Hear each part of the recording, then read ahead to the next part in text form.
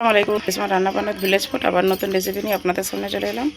বাড়িতে যখন হঠাৎ গেস্ট চলে আসে তখন আমি এই রেসিপিটা তাড়াতাড়ি করে বানিয়ে দিই। দেখুন হাঁড়িটা বসে দেওয়া হয়েছিল, তেল দিয়ে দিচ্ছে, এটা সাদা তেল ব্যবহার করছে। এর মধ্যে পেঁয়াজটা দিয়ে দিচ্ছি, তেজপাতা, গরম মশলা দিয়ে দিলাম একসাথে, এবার নাড়াচাড়া করছি। এবারে চালটা দিয়ে দিচ্ছি, চালটা আগে থেকে ধুয়ে রেখেছিলাম। আজকে আমি ঘরোয়া চালের বানাচ্ছি, যে চালে খাই, কিন্তু আপনারা অন্য চালও ব্যবহার করতে পারেন। এবারে দেখুন এর মধ্যে সব মশলাগুলো দিচ্ছে, আদা বাটা,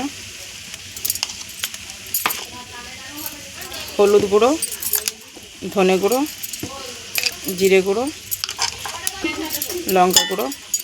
এবারে একসাথে ভালো করে নাড়াচাড়া করছি, একটু সামান্য ফুড কালার ব্যবহার করছি। দেখুন এবারেতে ঘি দিচ্ছে, মুসুর ডালটা আগে থেকে ধুয়ে রেখেছিল, এবার তো দিয়ে দিচ্ছি। দেখুন ভালো করে নাড়াচাড়া করে নিয়ে চলে পানি দিচ্ছে। এটা আমাদের 1.5 কেজির মতো চাল ছিল, প্রায় 3 লিটারের মতো পানি দেওয়া হয়েছে। পানিটা চালের উপরে ডিপেন্ড করবে। এখানে আমি মটন নিয়ে নিয়েছি, আজকে মটন দিয়ে বানাবো। পেঁয়াজ কুচি দিচ্ছে, পেঁয়াজের পরিমাণটা একটু বেশি দিয়েছে। আদা রসুন বাটা, হলুদ গুঁড়ো, ধনে গুঁড়ো, লঙ্কা গুঁড়ো, জিরে গুঁড়ো,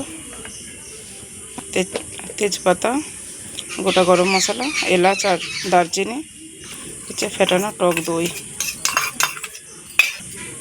নুন। এটা হচ্ছে বিরিয়ানির ভাজা মশলা, বাড়িতে বানানো। তেল দিচ্ছে, তেলের পরিমাণটা একটু বেশি লাগবে, ওতে ভালো করে মাখিয়ে নিচ্ছি। কালারের জন্য একটু কাশ্মীরি লঙ্কা ব্যবহার করছি। দেখুন ভাতটা 50% হয়ে গেছে। এবারে ছোলার ডালটা দিয়ে দিচ্ছে, ভিজিয়ে রাখা হয়েছিল। আপনারা দুটো ডাল একসাথেও দিতে পারেন, কারণ ছোলার ডালটা মুখে লাগলে ভালো লাগে খেতে, সেই জন্য একটু কিছুক্ষণ পর দেওয়া হচ্ছে।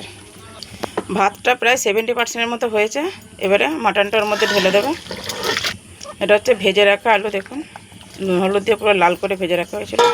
মাটনের মধ্যে একটু ঝোল ছিল, তো মেকআপ হয়ে যাবে। দেখুন এর মধ্যে একটু মিঠা আতর দিচ্ছে, গোলাপ পানি। এটা হচ্ছে বিরিয়ানির মশলা। দেখুন এর মধ্যে করে চিনি দিচ্ছে, একদম মানে দমে হবে। এবার এটা নামিয়ে দেবে, যতটুকু হবে এবারে দমে হবে, তো ঝরঝরে হয়ে যাবে পুরো।